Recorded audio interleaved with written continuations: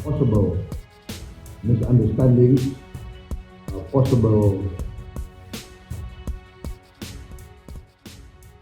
Pilpres RI dalam radar AS Prabowo Subianto dan dampaknya pada hubungan bilateral.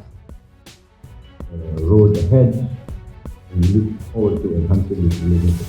Thank you.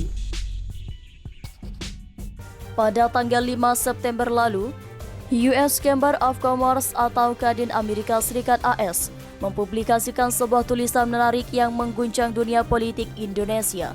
Tulisan tersebut bertajuk "Akankah Pemilu di Indonesia Mendekatkan Hubungan dengan AS?" Tulisan ini seketika menjadi sorotan, terutama karena menyebut salah satu bakal calon presiden yaitu Prabowo Subianto. Hayden mengawali tulisannya dengan mengingatkan kita bahwa pada 14 Februari mendatang, rakyat Indonesia akan memilih presiden baru. Pilpres ini tak hanya berdampak di dalam negeri melainkan juga mencuri perhatian AS. Mengapa? Karena Indonesia adalah pemain utama di kawasan penting Indo-Pasifik. Prabowo Subianto, seorang dari 3 kandidat presiden, mendapatkan sorotan khusus dalam tulisan Hayden. Ia diyakini memimpin dalam survei dan percaya diri untuk mencalonkan Nikel kembali. Bahkan tampaknya Prabowo mendapatkan dukungan dari Presiden Joko Widodo atau Jokowi. Tidak hanya membahas tentang Prabowo saat ini, Hayden juga mengingatkan pembaca pada masa lalu kontroversialnya sebagai mantan menantu Presiden Soeharto yang memerintah Indonesia selama 32 tahun. Prabowo pernah menduduki jabatan tinggi di militer dan memimpin pasukan khusus Indonesia. Namun, tuduhan pelanggaran hak asasi manusia selama masa jabatannya membuatnya dilarang masuk ke AS selama beberapa tahun. Larangan ini baru dicabut setelah Prabowo menjadi Menteri Pertahanan.